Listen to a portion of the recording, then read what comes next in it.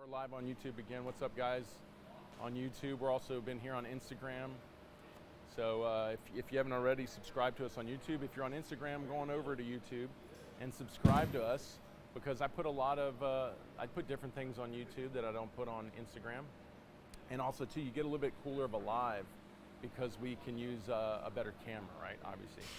So if you have questions on YouTube, please ask your questions. We're going to answer your questions and enjoy the show, right? Let's see. Do you think pitchers can overanalyze there? Not really. I think if you're trying to master something, you need to analyze. If you're a critical thinker, which critical thinking allows you to discover more information, to go to higher levels of application. Meaning, like, if I'm truly going to master something, meaning become the best at doing something, I have to be a critical thinker. So I go out and I search for the best information to help me get to the mastery level, right? So to say, can I overanalyze? Maybe in a moment of competition you could, but in your career, that would be like saying, can I get too good? Or can I, right, is mastery bad? No, I would say mastery is very much elite. That's what you want. So no overanalyzation would actually be what you're trying to achieve, but not in a specific moment, which I think what you're talking about, which you got to be careful with, is it's like you've set a short amount of time to gain a lot of information. So you're overdoing it, trying to shove it in, and then it creates anxiety or fatigue, exhaustion. And then you think, well, overanalyzation, critical thinking, and putting pressure on yourself to achieve a amount of information or discover amount of information is not good. Well, it's not good on the time limit, but over time, it's great. It's just the time limit's the issue, right? Do you think, all right, we did that. It said, then you came back and said, do you think pitchers can overanalyze their mechanics at a certain point and it could become detrimental to their development? No, it'd be like saying, do you think you could study, could you work on your car so much that the car breaks? Well, yeah, if you don't know what you're doing. But if you knew what you're doing and you kept working on the car, everything should be an upgrade. It should just constantly be getting better. But at the end of the day, also too, if you don't know a good understanding of what better is or elite is, then maybe you start working on something and pushing something to get better in a certain area that it's really not going to have an effect on the end result. But once again, the answer still isn't, well, stop thinking about it, just let it go, just stay where you are. Yeah, maybe in the moment that helps you compete, but that's going to eventually cap out. Meaning, if you're not trying to get better every day, you're going to hit a day where you're not good enough to even play. But there's limitations on all this. But at the end of the day, overanalyzation is trying to achieve, and it's like also saying overanalyzing is detrimental. It'd be like overachieving is detrimental. It's not. Like, there's even studies on it that showed people that strive for perfection actually are more successful than people that don't strive for perfection. There's actually more benefit than people that are trying to be perfect than people that aren't. Than people that are trying to overanalyze. Studies show that actually it is more beneficial over time, right? I have a tryout at the University of Texas and I'm 88 to 90. What can I do to best prepare myself for the next month and a half? Well, I don't know your programming. Month and a half isn't a lot of time. Ideally, if I had a guy here, so if a guy came to me and was like, I want to make the team and play for University of Texas, I'd say, okay, get in here, a good 4 to 5 month off season, and let's develop elite velocity, elite pitches, elite spin, elite command. Let's do that in 4 to 5 months, because that's barely enough time to do that, right? If we're trying to go 5 miles an hour up, 10 miles an hour up, and put it all into play. Then I'd be like, all right, a month before we're going to go to this tryout, we're going to start working on consistency. We're going to start putting it in bullpens. We're going to start eventually getting into live hitters.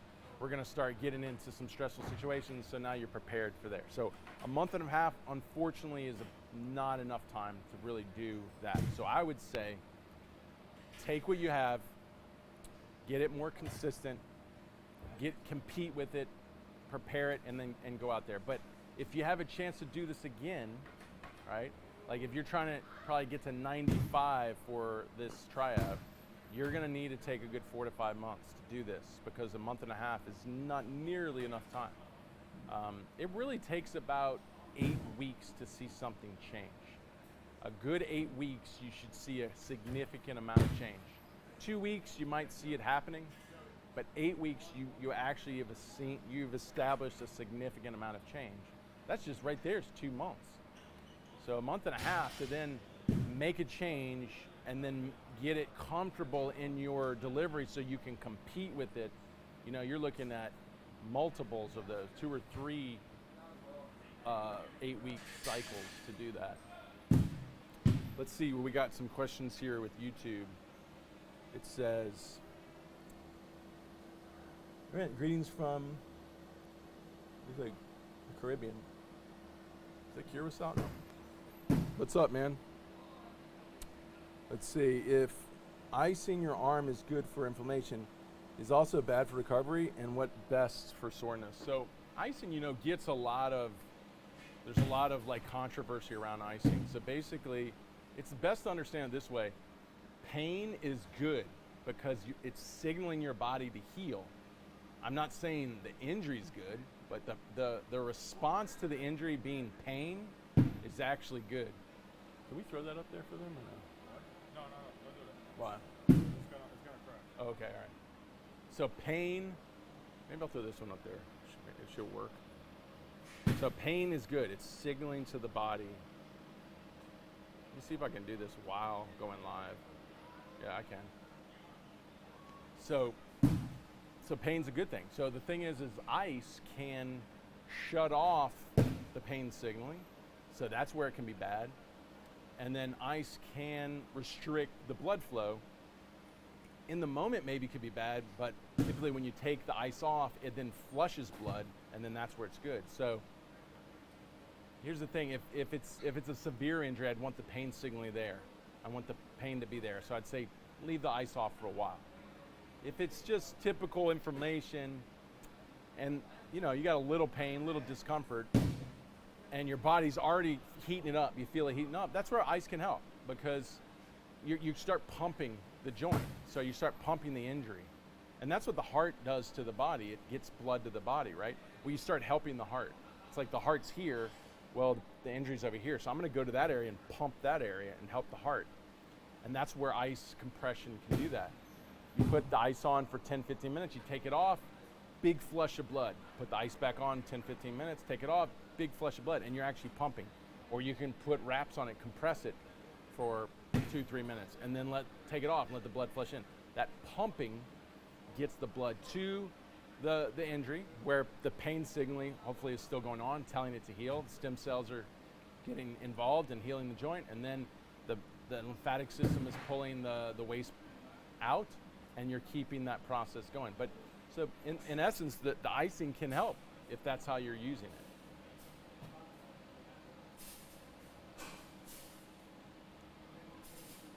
This is actually a good spot here. I think we get a good little shot.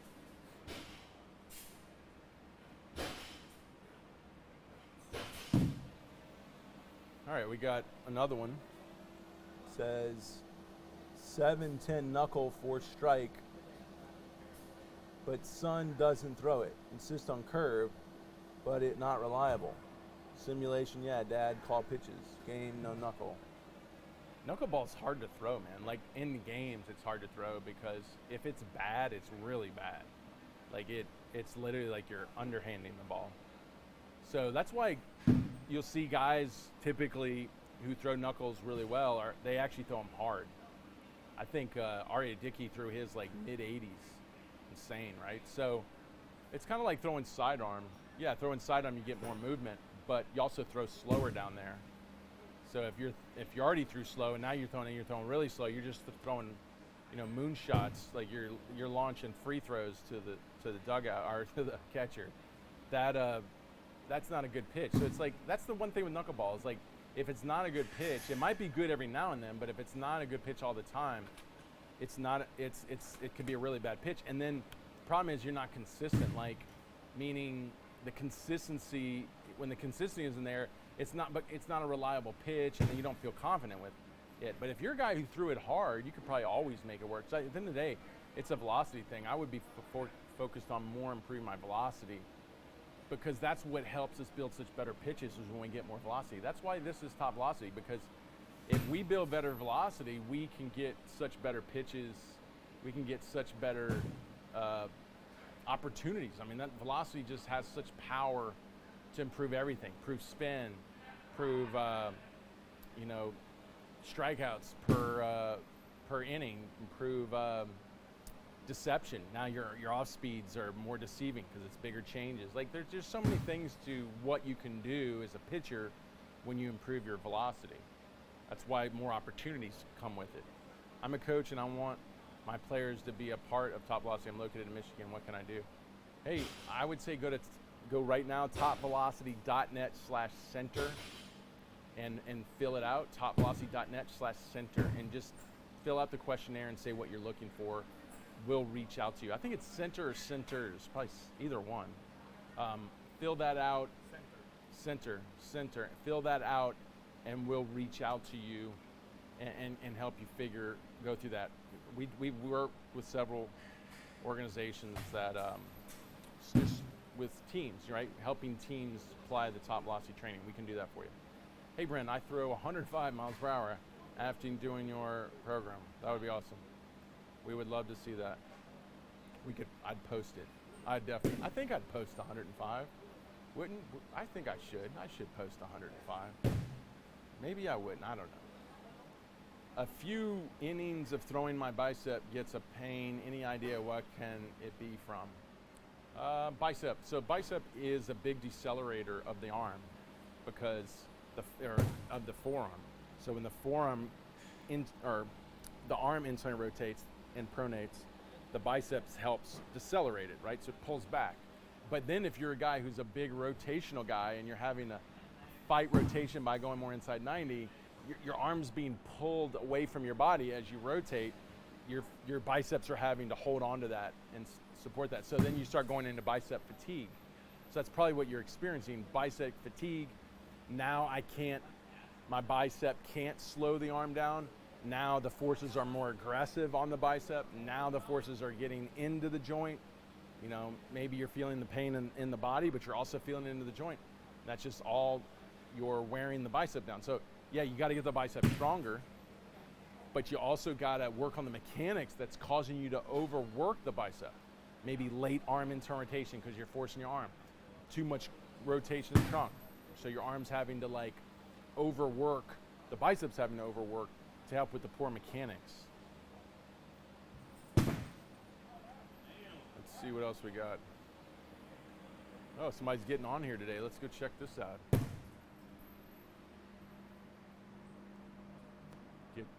Going a little, trying to have a PR. Here we go. Who's got it on video?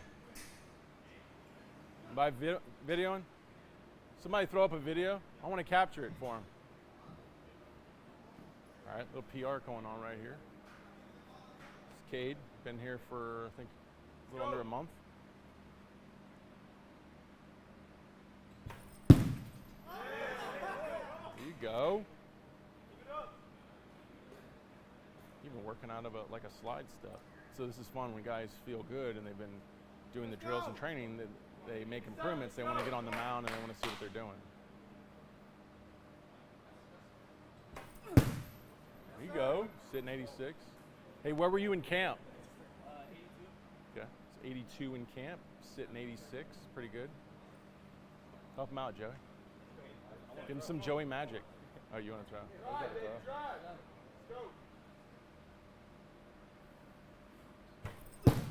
Seven, there you go. Oh yeah. Nice.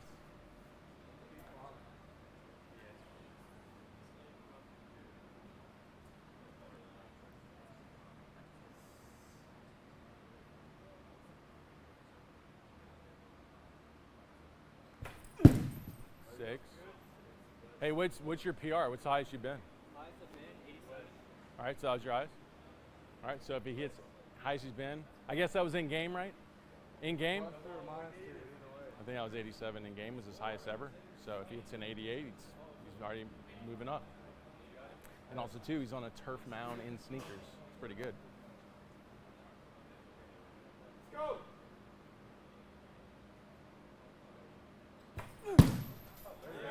Just 7.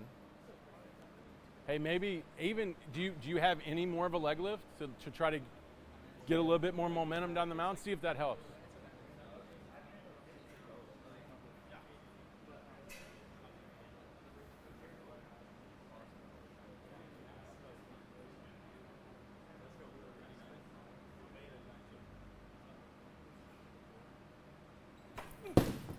There you go. Good, a lot more momentum. Nice, sitting 87, that's good.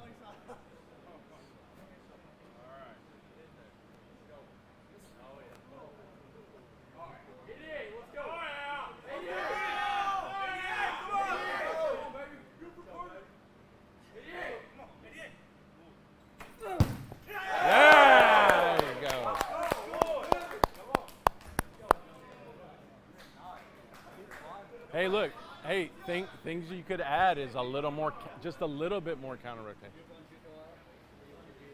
When did you the shoes, bro? The shoes.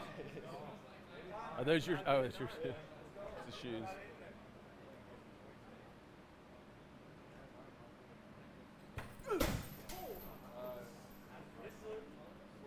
You lost your leg lift. Go back to your leg lift.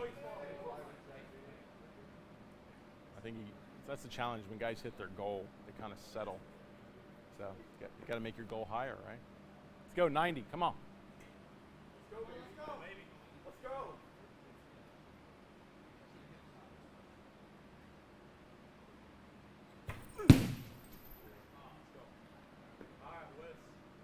Yeah, that's the tip. It's common. Like when you set a goal for the day, he said 88 was his goal. You typically get there and you get stuck and you settle. But it's good. Next time we'll make the goal 90, or he'll hit it this time. Let's see what happens. Velo slap.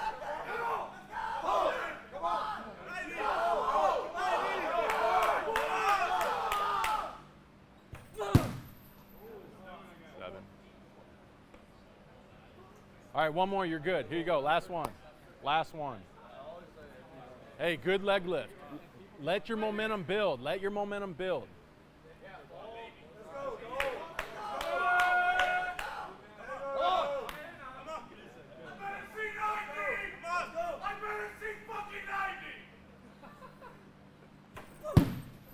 Man, you killed it. You took it all out of him.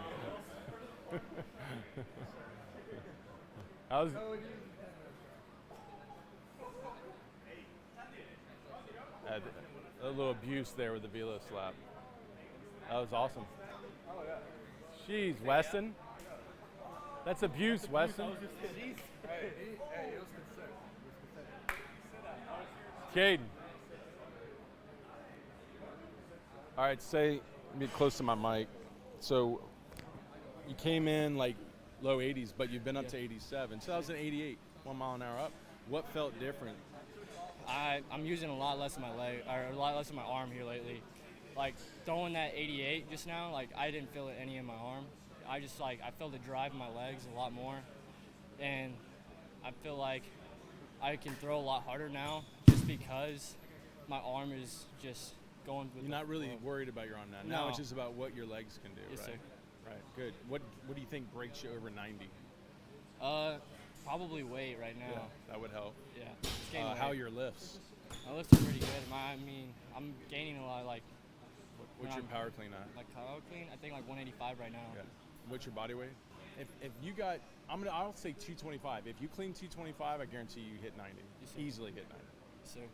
Cool. All right. Well, how much longer are you here? Till August. All right. Good. So you got. Let's do it for August. Get Yes, your sir. banner. Yes, sir. Actually, no. You're 87, so you have to get 92. If you want a banner, you got to get 92. Yes, sir. All right. Nice work. That was cool.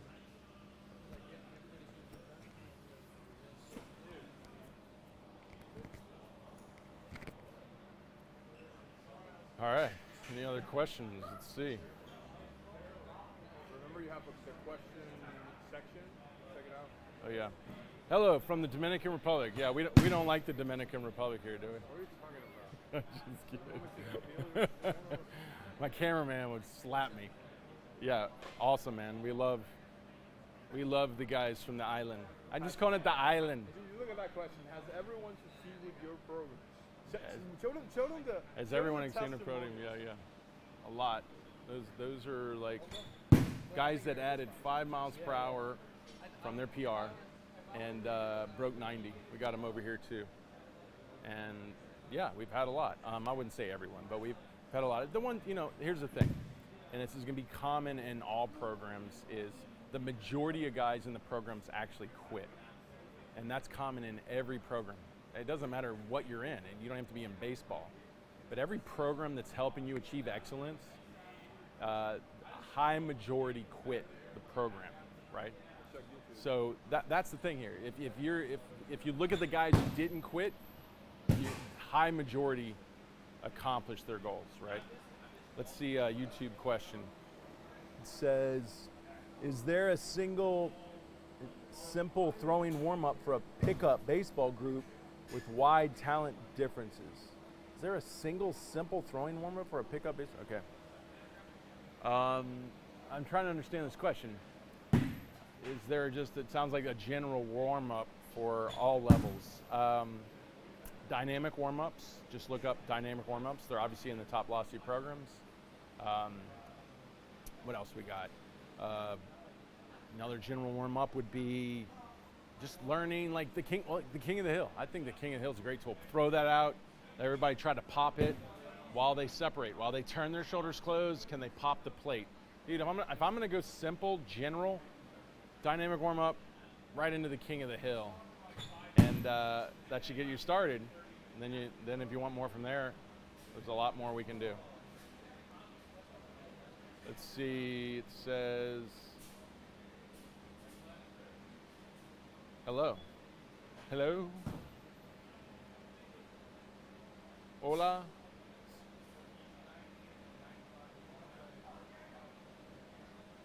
Can you explain the correlation between grip strength and velocity? Yeah, we saw that in our AI that ran a statistical analysis. And you know what it's just basically saying is that guys that had higher grip strength typically were your harder throwing guys. And I think that's how it really connects. I wouldn't say it connects by if you get your grip strength higher, you throw harder. But the way I look at it as, if you have the potential to throw 90 and you're not, and the reason you're not is because your upper body's weak and it can't compress and stabilize against the forces that you want to push to it, then grip strength could get you to 90. So you got to think of all this. It's never one thing. Just put that in your head. It's never one thing. And the factor, and there's many factors here, many factors. So we got to take all the factors at play, and we got to find, and we got to try to hit as many as we can. And that's really what we're doing at TopVelocity. How many factors are at play here? Because as much as, if you think it's just one, you think, well, grip strength's affecting velocity. Well, it's not really. It's like grip strength and leg power and good mobility is really the combination to velocity, and it's just a factor, right? So it's never just one thing. That's the best way to really come out of this. How to increase throwing velocity? I have no idea. We don't do any of that here. No, I'm just kidding. How to increase throwing velocity? It starts, I've got a great 3-video series for free. TopVelocity.net/100 100 miles per hour. Hey, go and Alex, get that video of Caden from what's his name on our. What? Get that video from Caden, from the guy who was shooting it. I forgot his first name. Right there in the white shirt. Tell him, yeah. See if he has the 88. Or 87s and 88s, all of them. Trying to capture. We'd like to get our guys' PRs. We save them.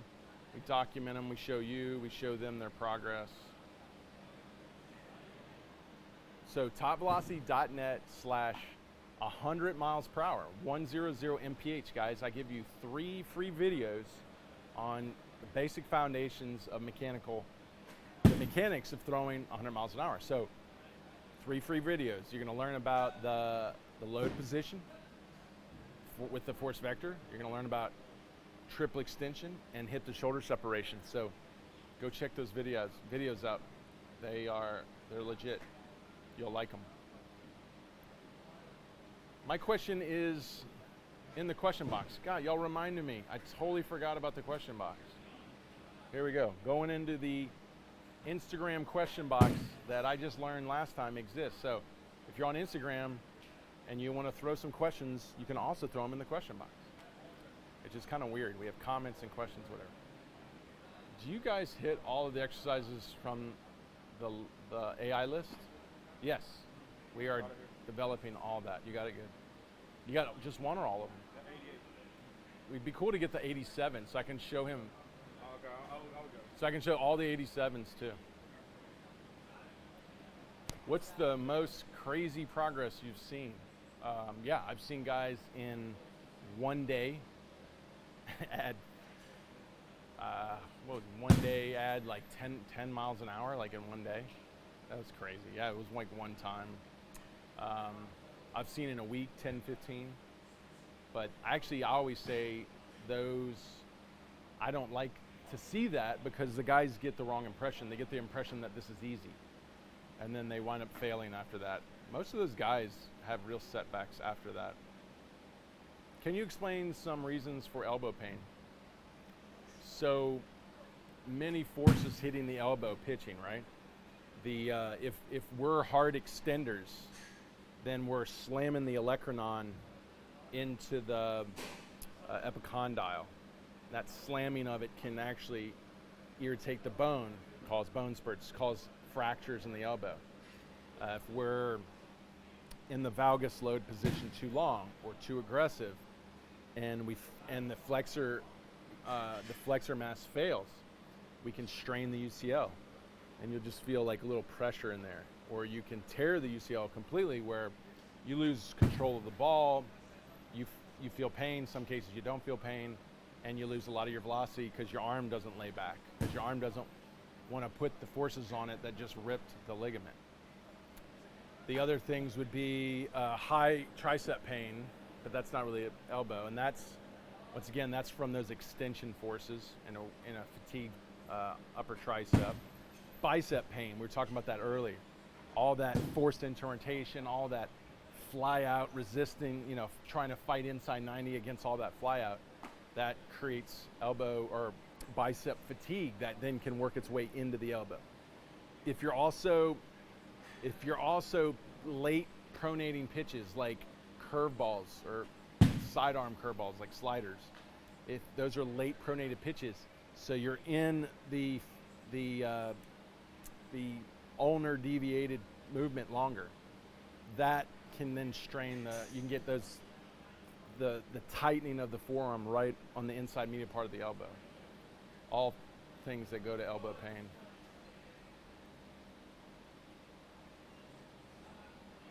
I want to know, is Alex still eats Hot Pockets? Alex still, no, he doesn't eat Hot Pockets, but he, Who said that? what do you mean? Everybody knows that. Nobody. Everybody knows Alex eat Hot Pockets. Who said that?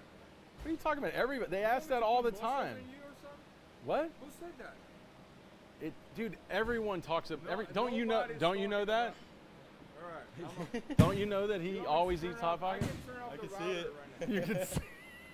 What? Guess who said it? What you said?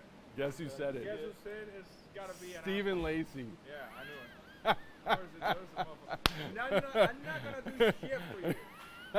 None of the Steven, video. you just pissed off Alex. He's livid, bro. I hope you enjoyed the last video. That's gonna be the last one. Yeah, you shouldn't have said that, bro.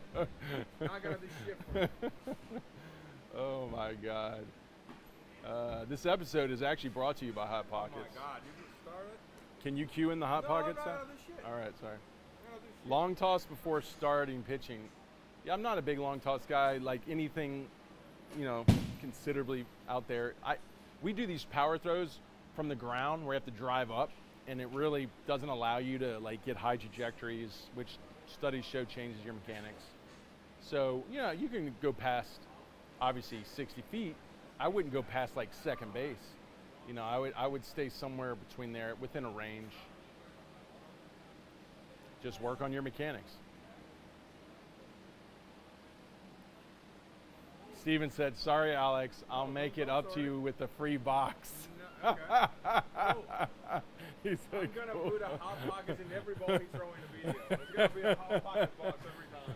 He said every time you throw a ball, it's gonna have a hot pocket on it in So all your Scouts videos. Scouts is gonna sign you for sure. You know, we should be sponsored by Hot Pockets.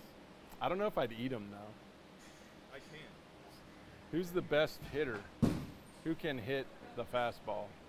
I can hit it. Oh, you can't. 13 ANO 80 Milla. What is that? 13. What's A and O in Spanish? No. No? 13. Oh, no, 80 MILLA.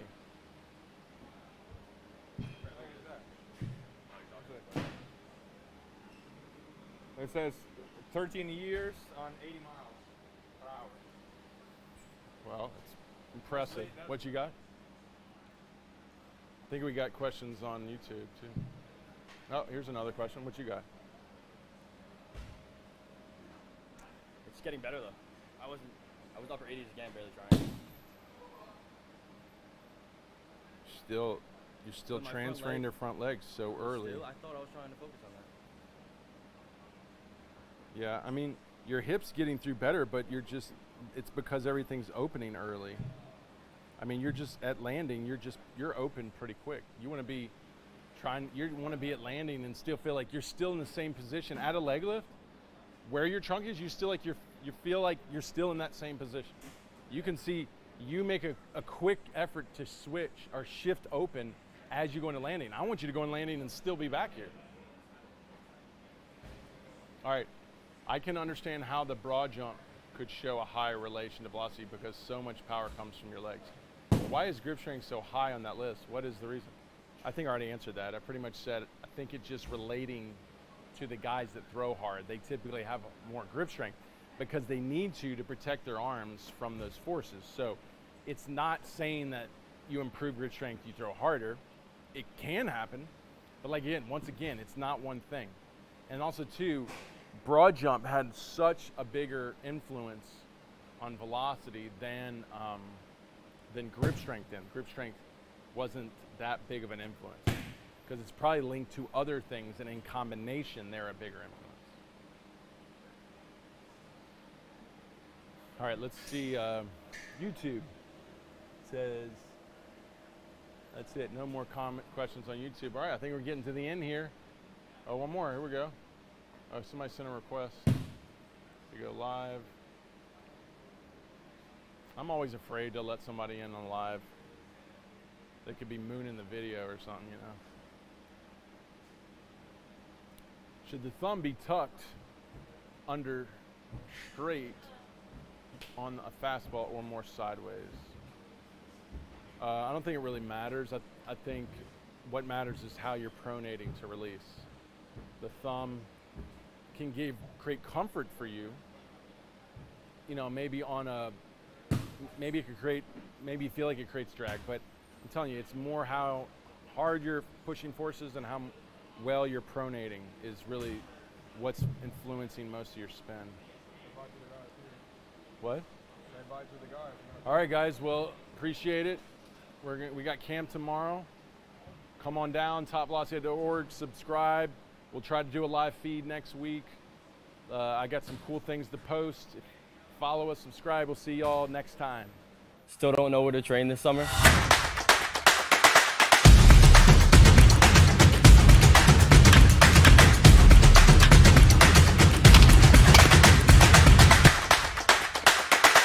¿Estás listo para este verano?